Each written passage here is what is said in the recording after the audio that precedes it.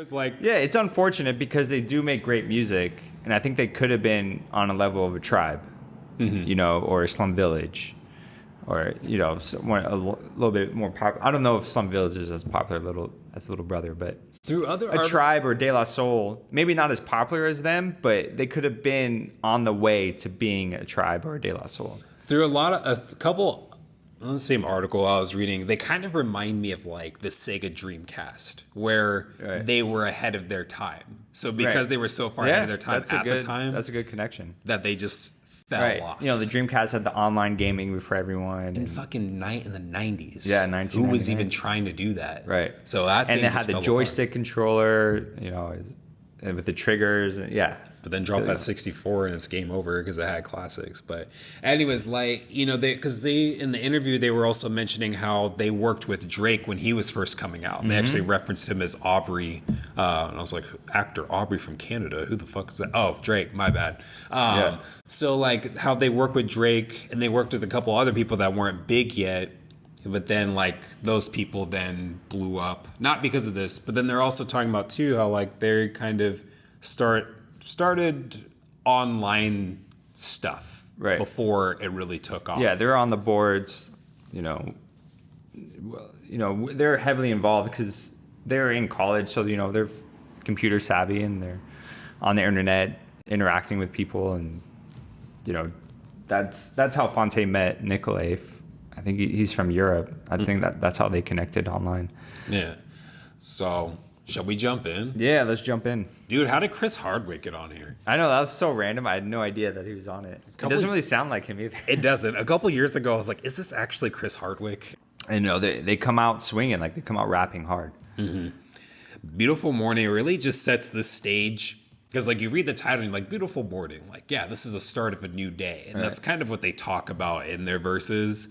So Pooh kind of starts off talking about like, you know, he's doing pretty good. He's still waking up, you know, drinking because to kind of cope with some shit, and how family members are like asking him for stuff. And I feel that, not that I'm rich, but I try to cut off family members that only try to interact they're with talking about stuff. You know, it's a beautiful morning. Like they're getting to do what they love to do, and they've hustled and they work to get there, and they're recognizing that they have the skills and they have the ability to rap full time, which is, I'm sure it's a good feeling to know that. And they do throughout this album. They kind of, even though they talk shit about the label, at the same time they also say, "Hey, we made it. We signed to a major label deal. Like we're good. Like we accomplished what we set out to do. Things are good." And I like Fonte's kind of.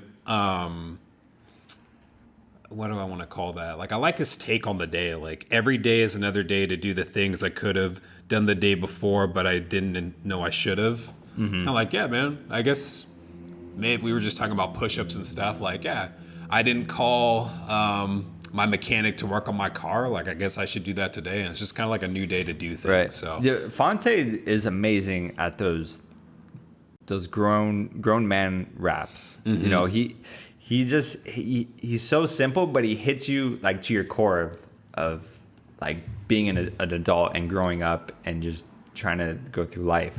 I really love this line. He says, "Because it would not be fair to turn my back on the struggle when that exact same hustle got me here." Or like he knows that he had to struggle to get where he is, but he's not going to say, "Oh, I never went through that. Like I made it." Like he's going to recognize that he went through struggle, and he's going to continue to work to stay out of that struggle. He's recognizing where he comes from.